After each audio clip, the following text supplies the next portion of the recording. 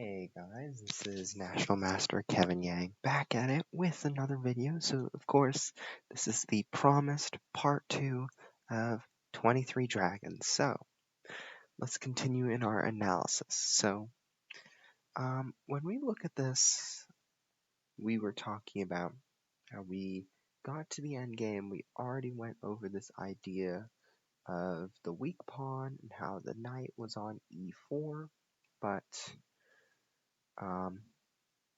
it was on, right?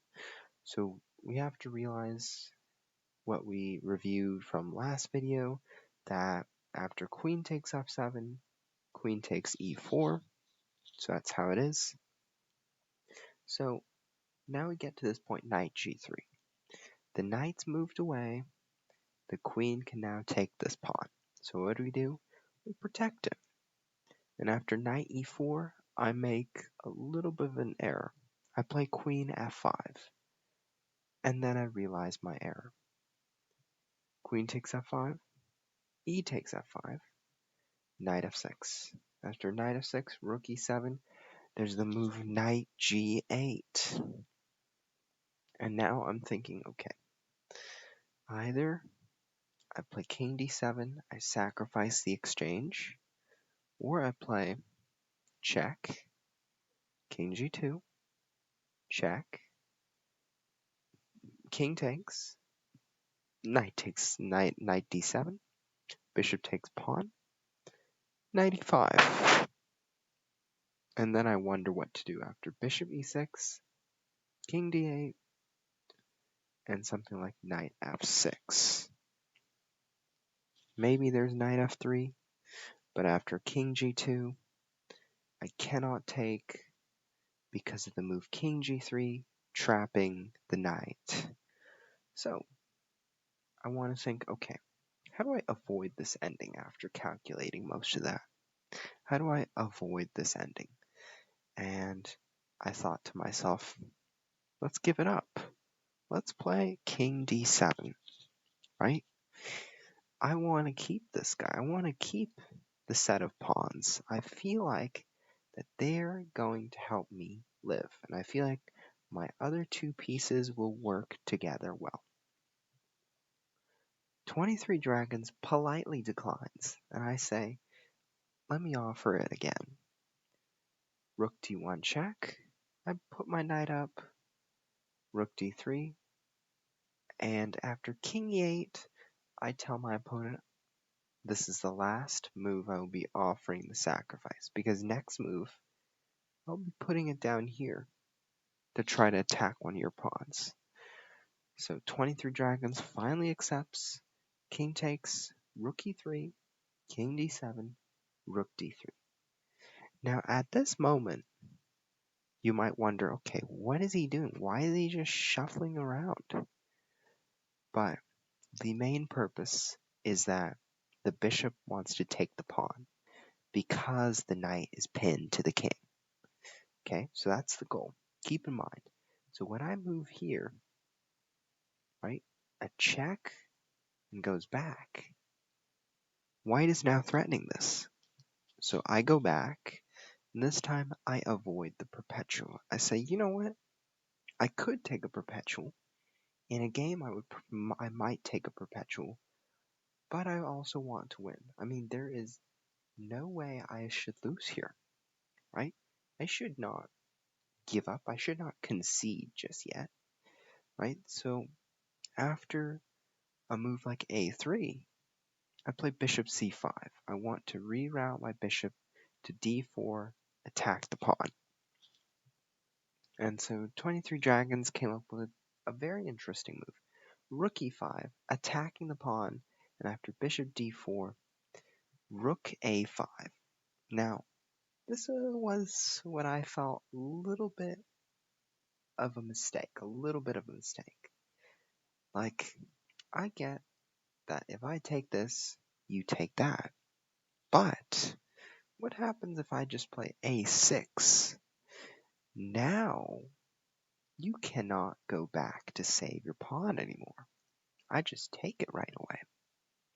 So I guess that's a little bit of a slip up.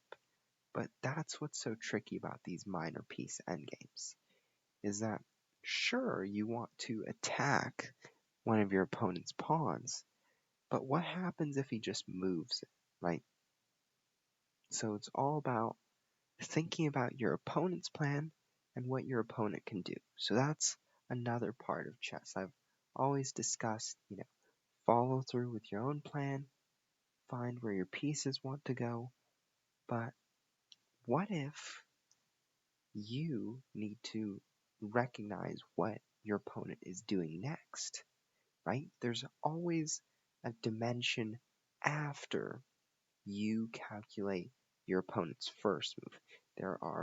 You could calculate your opponent's next 3 moves, next 5 moves, or whatever. That's what the best chess players do. They look at after every opportunity. They say, okay, if I play here, my opponent will play here, and then I will have no help defending this pawn. But white still has a way to defend this pawn, and that is with rook e2. Just being a little bit conservative, a little bit defensive. But in this case, it is the right defense because this pawn is important, right? You see, all my pawns are highly protected. Like, if the rook came here, I just go bishop back, or I just push the pawn for defense. So my pawns are heavily fortressed.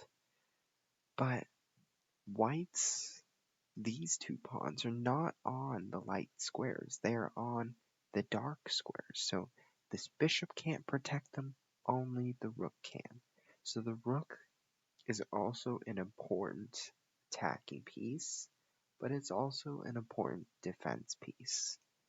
So after a6, rook d5, bishop takes b2, rook c5, I play c6, and then the idea after a4, knight e4, rook c2, and something like bishop e5. Now we can realize that black has a very fortified structure.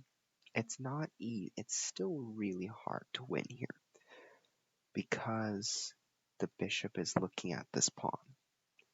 But let's say if we put the knight here, if we put the bishop here, and we advance these guys, black is probably the only one, realistically speaking, to win this position.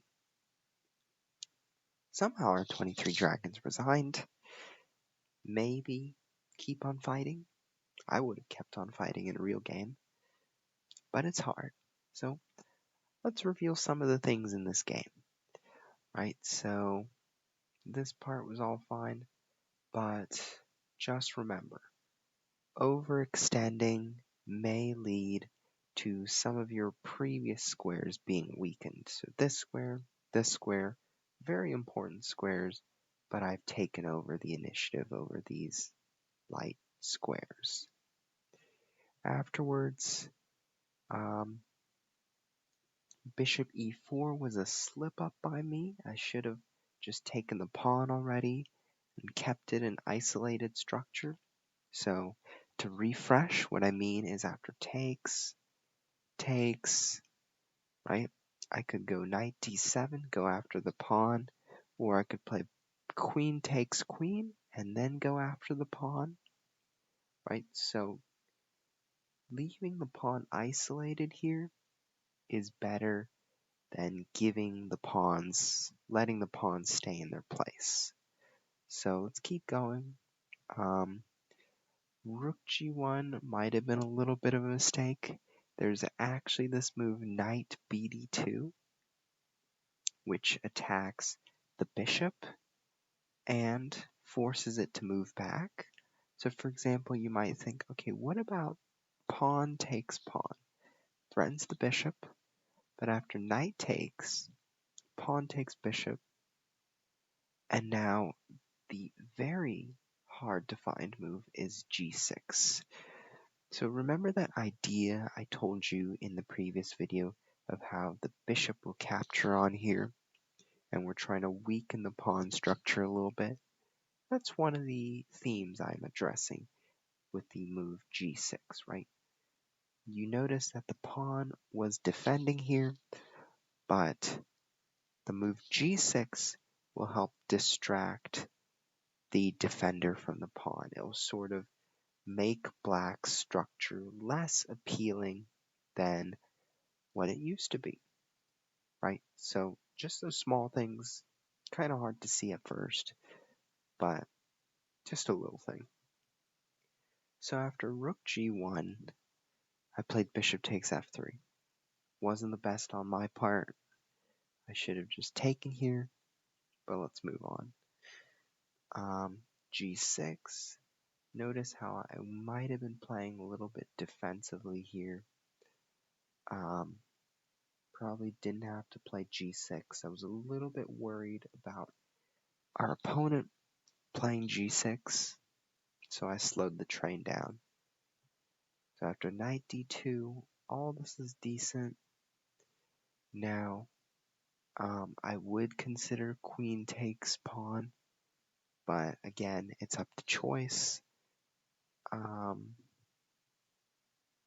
This part, really, I think our friend 23Dragons did a great job. Knight g8, I missed that. And here I just exchanged sacrifice because I said I wanted to hang on to these pawns, right? And so typically this would be a draw, but just because of this one move, not defending this pawn is very important to white's position, in fact, but you don't know the importance of it until you lose it. And so after a6, bishop takes, c6, I'm slowly starting to bring the king in, get the bishop coordinated, and start pushing these pawns. So that's my strategy in the game. So there will be another game of me against 23Dragons. I'll start it in this video, so there will be a third part to my analysis against 23Dragons. So let us continue. I was white and 23Dragons was black. So d4, knight f6, knight c3. So this is, they don't exactly have a name for it just yet. It's, I don't know. I don't even call it a name. I just play it. So after g6, bishop g5, bishop g7, and after e4, notice I'm controlling the center, and our friend 23Dragons is playing. This is what we call, some people call it a perk defense setup because it comes from, knight d7 and e5, or c6, queen c7, e5, but others call it the King's Indian sort of setup as well, because you can see the King's Indian is called d4, knight f6, and all this c4, right? So you can see that black maintains this same setup. And some people just call it the perk because, c4, knight f6, knight c3, g6. Like, it's the same idea, just for a different opening. In this case, it's the same thing. So let's just get to it. So g6, bishop g5. And now I will save this moment for the next video. So stay tuned on part 3 of 23 Dragons. Thank you.